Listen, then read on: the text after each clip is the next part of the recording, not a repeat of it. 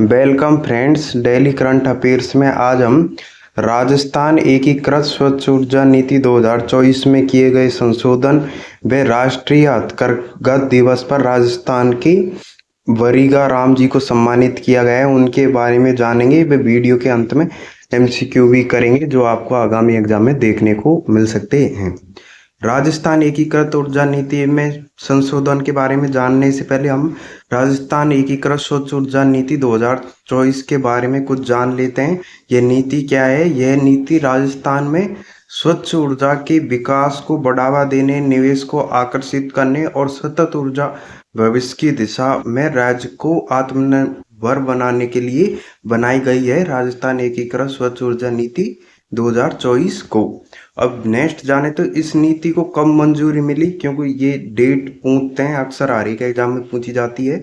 तो राजस्थान एकीकृत स्वच्छ ऊर्जा नीति 2024 को 30 नवंबर 2024 को राज्य मंत्रिमंडल द्वारा मंजूरी दी गई। ये 30 नवंबर 2024 को आप कंफर्म याद रखना, क्योंकि ये करंट में आ रही है। राजस्थान एकीकृत स्वच्छ ऊर्जा नीति 2024 तो ये पूछी जा सकती है। अब इस नीति के कुछ मुख्य उद्देश्यों के बारे में जाने तो इसका एक मुख्य उद्देश्य है सन 2030 तक 125 गीगावाट स्वच्छ ऊर्जा क्षमता स्थापित करना व निवेश को प्रोत्साहन करना। जब निवेश होगा तो रोजगारों का सृजन होगा और हरित और सतत ऊर्जा के विकास को बढ़ावा देना, ये इस नीति का मुख्य उद्देश्य है। इसमें सबसे बड़ा पॉइंट है इसका 2029-30 तक 125 गीगावाट नवीकरणीय ऊर्जा क्षमता विकसित करना। ये आगामी एग्जाम में 100 पूछा जा सकता है। और दूसरा, इसको मंजूरी कब मिली? 30 नवंबर 2024 को इस नीति को मंजूरी मिली। अब नेक्स्ट बात करें तो हाल ही में 7 अगस्त 2026 को राजस्थान के मंत्रिमंडल ने राजस्थान एकीकृत स्वच्छ ऊर्जा नीति 2024 में संशोधन करने को मंजूरी दे दी है। अब इसमें क्या क्या नए संशोधन किए गए हैं? पहला है, बैटरी स्टोरेज प्रोजेक्ट्स के लिए अब क्षमता के आधार पर स्लैब वाइज रजिस्ट्रेशन फीस निर्धारित की जाएगी। पहले क्या होता था? इसकी जगह पहले होता था फिक्स्ड रजिस्ट्रेशन फीस थी, जिसमें कोई कम बैटरी स्टोरेज का प्रोजेक्ट हो तो उसको भी उतनी फीस देनी पड़ती थी, ज़्यादा वाला हो तो उसको भी उतनी। तो अब इसको स्लैब वाइज रजिस्ट्रेशन फीस निर्धारित कर दी गई है। पहला संशोधन तो ये किया है।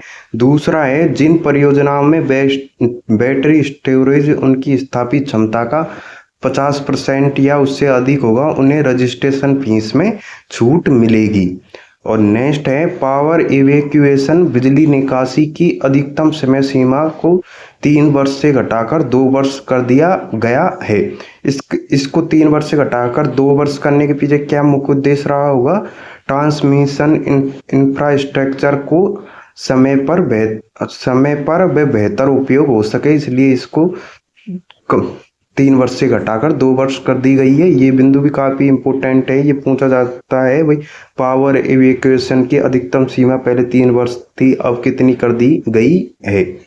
अब इसमें ये तो हमने पहले ही देख लिया था भाई, राजस्थान एकीकृत स्वच्छ ऊर्जा नीति का मुख्य लक्ष्य है 2030 तक 125 गीगावाट क्लीन एनर्जी और जनरेशन हासिल करना।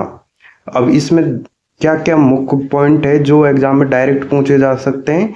एक तो पावर इवैक्यूएशन समय सीमा को 3 वर्ष से घटाकर 2 वर्ष कर दिया। और दूसरा पॉइंट है सबसे इम्पोर्टेंट, 50% या उससे अधिक बैटरी स्टोरेज वाली परियोजनाओं के रजिस्ट्रेशन फीस में छूट दी जाएगी। ये 2 पॉइंट अब हम नेक्स्ट बात करें तो अब हम राजस्थान के वरीगा राम, ये बगीरा राम नहीं है, वरीगा राम है, जिन्हें राष्ट्रीय हथकरघा पुरस्कार दिया गया है, उनके बारे में जानेंगे। इससे भी क्वेश्चन 100% आने के चांस है। सबसे पहले हम वरीगा राम जी के बारे में जानते हैं। ये राजस्थान के बाड़मेर राजस्थान के प्रसिद्ध युवा बुनकर वरीगा राम को उनके उत्कृष्ट शिल्प कौशल, गुणवत्ता, रचनात्मकता और नवाचार के लिए राष्ट्रीय हथकरघा पुरस्कार से सम्मानित किया गया है। किसको किया गया है? वरीगा राम। और ये कहाँ के रहने वाले हैं? बाड़मेर के रहने वाले हैं वह। अब नेक्स्ट जाने इन्हें किस अवसर पर वे किनके द्वारा सम्मानित किया गया है, ये भी पूछ सकते हैं। यह पुरस्कार इन्हें नई दिल्ली में 12वें राष्ट्रीय हथकरघा दिवस के अवसर पर दिया गया और यह पुरस्कार भारत की माननीय राष्ट्रपति द्रौपदी मुर्मू जी के द्वारा प्रदान किया गया है इनको यह पुरस्कार। और नेक्स्ट बात करें तो हम हथकरघा दिवस के बारे में जाने तो ये भी पूछ सकते हैं हथकरघा दिवस कौन सी तारीख को मनाया जाता है। ऐसे राष्ट्रीय हथकरघा दिवस हर वर्ष 7 अगस्त को मनाया जाता है। ये क्यों मनाया जाता है? यह दिवस 1905 के स्वदेशी आंदोलन की याद में मनाया जाता है। यह बिंदु भी काफी इम्पोर्टेंट है, ये पूछा जा सकता है। राष्ट्रीय हथकरघा दिवस किसकी याद में मनाया जाता है? यह 1905 के स्वदेशी आंदोलन की याद में मनाया जाता है।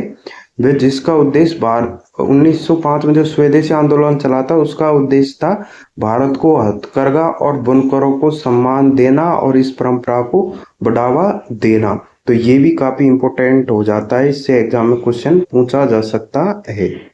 आज का हमारा पहला एमसीक्यू है, राजस्थान एकीकृत स्वच्छ ऊर्जा नीति 2024 को राज्य मंत्रिमंडल द्वारा कब मंजूरी दी गई थी? ऑप्शन ए है 9 सितंबर 2024, ऑप्शन बी है 30 नवंबर 2024, ऑप्शन सी है 24 दिसंबर 2024, ऑप्शन डी है 15 जनवरी 2025 को। इस क्वेश्चन का राइट आंसर है ऑप्शन बी, राजस्थान एकीकृत स्वच्छ ऊर्जा नीति 2024 को राज्य मंत्रिमंडल द्वारा 30 नवंबर 2024 को मंजूरी दी गई थी। नेक्स्ट एमसीक्यू है, बाड़मेर के वरीगाराम, ये वगीराराम नहीं है, वरीगाराम है, को किस पुरस्कार से सम्मानित किया गया है? ऑप्शन ए है इन्हें राष्ट्रीय हथकरघा पुरस्कार दिया गया है, ऑप्शन बी है इन्हें राष्ट्रीय शिल्प पुरस्कार दिया गया है, ऑप्शन सी है इन्हें पद्मश्री पुरस्कार दिया है, ऑप्शन डी है इन्हें संत कबीर पुरस्कार दिया गया है।